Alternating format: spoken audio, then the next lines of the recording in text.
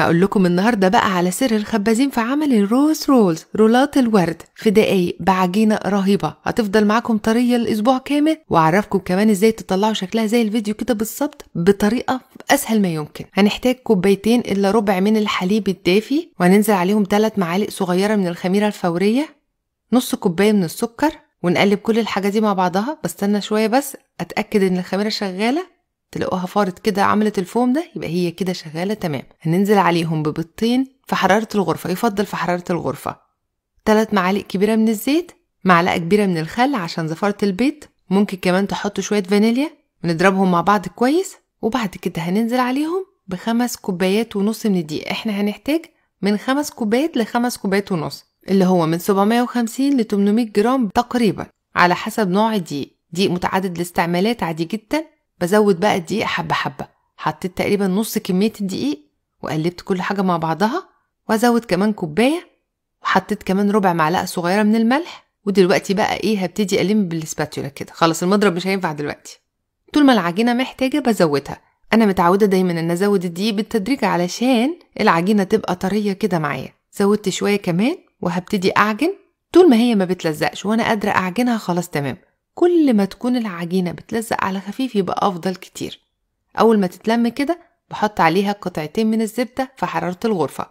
ما فيش زبدة ممكن تحطوا سمنة، ممكن تحطوا كمان زيت، 3 معالق زيت، ونعجن ونلم العجينة دي كده بقى مع بعضها لحد لما تبقى طرية وناعمة كده وملساء. هنعمل لها اختبار بتاع البريوش. طبعا انتوا عارفين البريوش، قلت لكم كذا مرة ومعلماكم لازم نمسك العجينة كده نشدها، لو اتقطعت وعملت شباك تبقى لسه محتاجة تتعجن، يعني لسه محتاجة تتخدم شوية كمان. هنكمل عجن. طبعا كل ده ممكن يتعمل في العجان عادي جدا.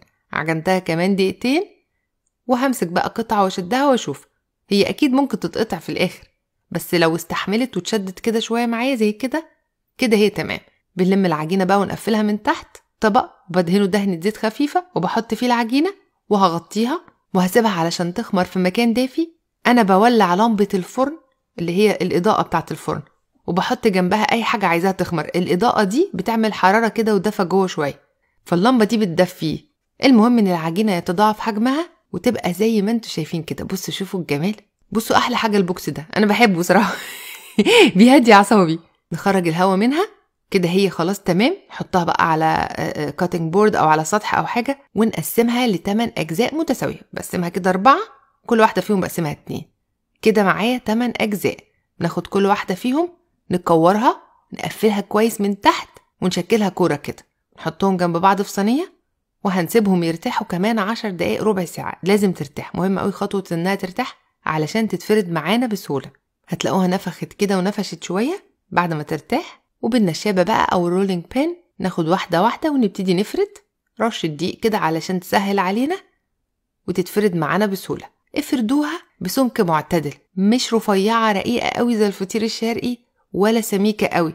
شوفوا السمك اللي انتوا شايفينه ده. بنجيب قطعة الكوكيز او كوباية او اي حاجة مدورة وبنقطعها حلقات زي ما انتوا شايفين كده. انا مش مستخدمة اكبر واحدة في قطعة الكوكيز، هما بيجوا كده كذا واحدة مع بعض. انا مستخدمة اللي اقل من الكبيرة بشوية، اللي هي تحت الكبيرة. بنرصهم بصوا فوق بعض، كل واحدة تبقى محطوطة فوق التانية وتبقى عند النص بالظبط، ونضغط عليهم كده علشان يلزقوا فوق بعض بس شوية، ضغطة خفيفة قوي بايدينا كده، ونلفهم كده هو ترول زي ما انتوا شايفين. شوفوا الشكل الجميل. طلعت معانا وردة، بس دي بقى وردتين مش وردة واحدة.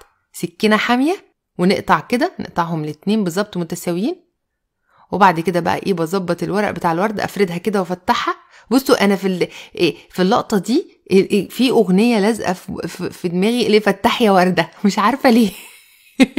دي واحدة تانية فردتها وقطعها برضو بقطعة الكوكيز او بكوباية او باي حاجة عندكم مدورة. نحطهم فوق بعض بصوا كل واحدة على نص التانية، ونضغط عليهم ضغطة علشان يمسكوا في بعض، وبعد كده نلفهم رول كده. بقى معانا وردتين. بنجيب سكينة ونقطع، فصلناهم عن بعض، ناخد كل واحدة فيهم ونظبطها كده. بحاول افتح كده الاوراق بتاعتها علشان لما تخمر تبان شكلها، يعني تبان شكل الورد مبقاش لازقة في بعضها. واحطها بقى ورصها في صينية في ورقة زبدة، او حتى لو ما فيش ورق زبدة عادي دهنة زيت كده خفيفة، ونرص الورد بتاعنا. دولت بقى الحاجات اللي كانت بتطلع من كل مرة بقطع فيها. بصوا ما برميش حاجة، كنت مجمعاهم ولماهم مع بعض ومغطيهم بستريتش راب طول ما انا شغالة علشان برضو ما ينشفوش.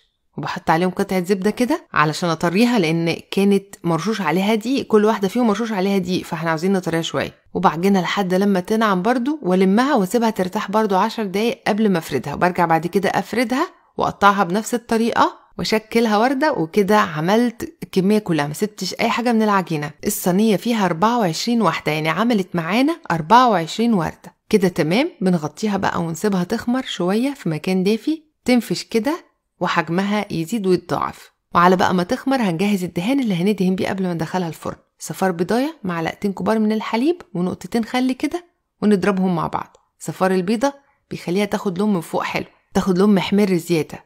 ممكن تدهنه بحليب فقط، هتاخد لون ذهبي فاتح كده، فزي ما انتوا عاوزين. في ناس بتحب المعجنات تاخد لون زياده، بس هي عشان دي المفروض فكرتها انها وردات، فاحنا عاوزينها تلون من فوق كده. وبدهنها وبدخلها فرن سخن على درجه حراره 185 ل 190 في نص الفرن على الشبكه. الفرن سخن متسخن من قبلها ب5 دقايق، مش هتاخد في الفرن 10 دقايق. على نار عاليه هتطلع طريه جدا، هتلاقوها خدت لون من فوق كده، هتطلع طريه جدا. واول ما تطلع وهي سخنه بنغطيها. انا غطيتها بورق فويل علشان يكتم الحراره جوه.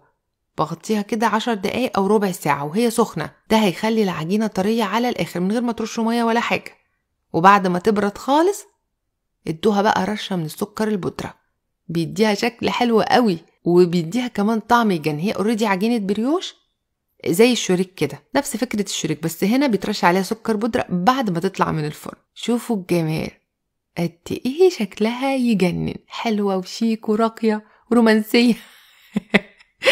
شكلها جميل قوي، انا كنت معجبة بيها بصراحة. وطرية على الاخر. شوفوا الطراوة، بصوا طرية ازاي، ما تفتكروش انها عشان وردة لا يبقى هتبقى ناشفة والكلام، لا طالعة طرية على الاخر، ومن جوه العجينة عرقها يجنن. شوفوا الجمال، شوفوا الهشاشة بقى من جوه، طرية فوق ما تتخيلوا. وطعمها مع السكر حلو قوي، مع السكر البودرة. هي اصلا يعني عجينة مسكرة اوريدي، فيها سكر، وفكرتها فيها سكر. ممكن تقللوا السكر وتحشوها، على فكرة تحشوا جوه جبنة او اللي انتوا عاوزينه. حلو قوي بقى لو عندكم حفلة او عندكم ضيوف او عندكم مناسبة، شكلها جميل وشيك قوي في التقديم. وبس كده.